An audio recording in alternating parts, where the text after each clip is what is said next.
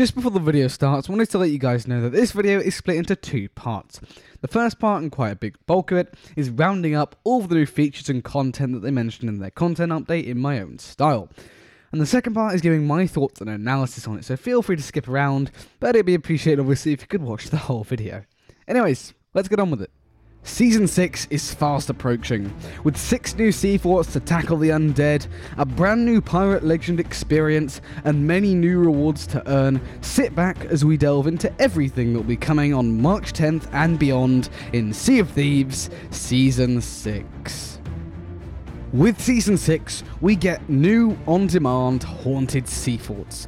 There are 6 sea forts across the map, with 2 in the wilds, 2 in the Ancient Isles, and 2 in the Shores of Plenty. Similar to treasuries, these new sea forts are approachable at any time, so there's always something to do on the waves without the risk of your ship being sunk while delving into undersea shrines. Once you've battled hard and taken on spectral phantoms from the Sea of the Damned and the all-new phantom captains, you'll be able to pick up the treasury key to unlock the Spanish soldiers' stashed away loot. You may want to have a good look around in the cupboards and drawers as well to see where else may be hidden away. As these new Spanish forts are tailored to your experience, they're a lot shorter than the normal regular world event forts, and will change depending on crew size, much like treasuries. These new sea forts are also absolutely perfect for role-playing. Reclaim one as your own, have it as your own personal pirate hideout, and defend it against approaching enemies. Or perhaps you might just want to cook a meal and invite your friends over, as we can see here that we actually can place things on the table including food. With Season 6, we're also getting brand new Pirate Legend content in an all-new voyage, journeying across haunted islands, shipwreck graveyards, and many other new types of quests. This will be unfortunately releasing in the latter half of Season 6, so make sure to keep your eyes peeled for more information on this as and when it comes out, as we prepare ourselves to be working with Suds, the Pirate Lord, and other characters around the Sea of Thieves learning more about the Ancients. Season 6 also brings 100 new levels of shiny new rewards for you to unlock in the Season Pass and the Plunder Pass, including the new Dark Relics, Flag and Sails, and the Naval Commander clothing. Pirate Legends can get Bell's hat and a very mysterious cutlass. There's also brand new Emissary Ledger rewards continuing and completing the Magpie's Glory set and the new weapons. In the Plunder Pass, it actually looks decent this time, with a new foresty style, elemental style clothing set, of course with a built-in emote, and then with it the Spring Blossom collective ship set, as well as 250 ancient coins. And over in the Pirate Emporium, which no one really cares about too much, this time it's not looking that great. We have the Outcast Islehopper set with ship parts, clothes, costume, emotes, and of course weapons. It's all on screen now, but in my opinion I don't really like it. I don't know, there's something about it which it just looks a bit rough. It seems like they're doing the Ruby Splashtail ship set idea again.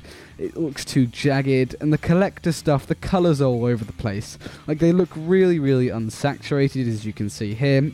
With the yellow and the purple, it just doesn't really work in my opinion. At night, it glows really nicely, and I love the figurehead, but I don't know, it just looks a bit off. There's also some instruments, and I don't know, there's something about it which just I don't like, personally. But that's my personal opinion. Let me know what your personal opinion is on this set down below.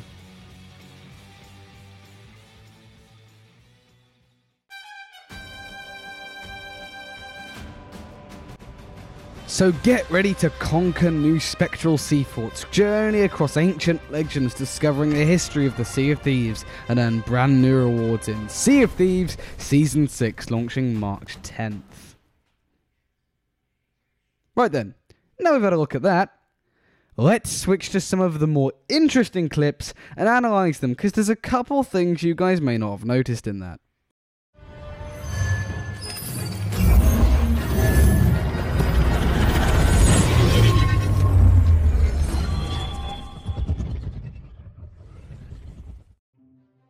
Okay, so the first piece of information actually is right near the beginning.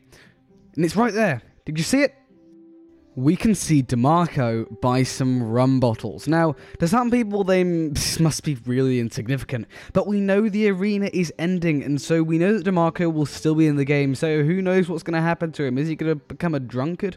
We can see in the background the shopkeepers are still there, so, but poor old DeMarco. Our next analysis piece is in the teaser directly after, as we can see Belle next to an ancient statue. Now, of course, this is part of the Pirate Legend content, and all very interesting, but Belle there means Belle will see a return of her, so all very exciting. Our next clip is less of an analysis point, but more of just a sheer amazingness. In the Sea Forts, the role-playing aspect is more than I could ever have dreamed of.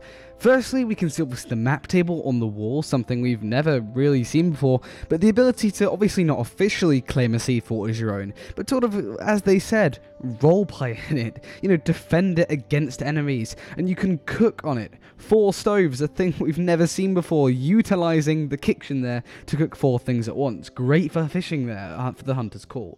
The last thing of this clip is putting map bundles and food on tables. I really hope this is an actual thing and not a decorative piece.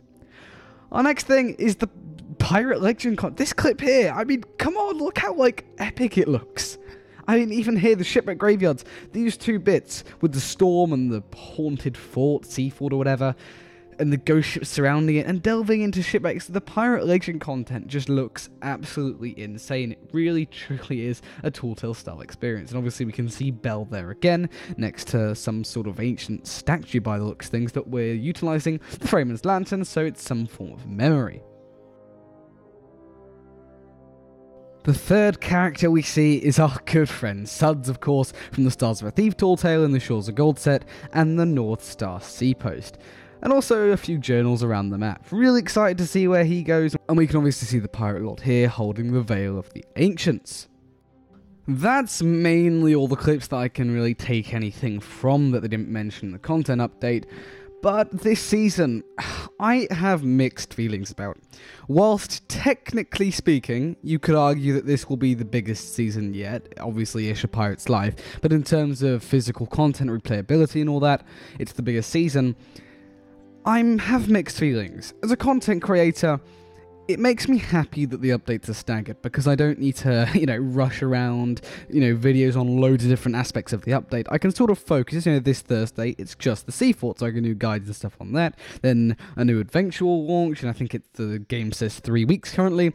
And then whenever the Pirate Legend stuff there, it's all separate, but from a player, I obviously don't really like it. It doesn't really make much sense that half an update releases and then the rest of it releases in a month. It sort of really takes that aspect away from seasons, like almost we're moving back to the whole monthly update thing. So, it's a bit, I don't know, I have mixed feelings on it, but the Pirate Legend stuff, it looks absolutely incredible. It's clear that, they need more development time on that to get it, absolutely bug-free if they want that. But it all looks fantastic. The Sea Forts in themselves, they shouldn't have been overhyped too much. However, if they're easy and they take a literal 5 to 10 minutes, I think then we're going to start having some issues. This update is one of those things that it might have issues, it might not. There's no real way of telling until it realistically releases. But currently you've just got to think, we've got Sea Forts, but that's the headline content of what we're getting this Thursday. That's it. There's nothing else apart from probably some commendations and cosmetic set and something, of course, the Emporium, but no one really cares about that. So, it's kind of... I'm staying optimistic about this because all of the new content looks phenomenal. The world building they're doing, continuing the whole Golden Sand thing, hopefully, and the role playing. I'm all really excited about it, but I'm just cautious with regards to how it's going to affect the player base, staggering the updates like these. It's going to be certainly interesting, but there's only one way to find out. But anyway, that does bring us to the end of the video. So thank you guys so much for watching. If you did enjoy, please consider leaving a like, it helps out a ton. And subscribe to stay up to date with all the latest Sea of Thieves news as and when it comes up, because Season 6 is going to be absolutely awesome. You do not want to miss the videos that I'll be making on it. But anyways, thank you guys for watching, and I'll see you later.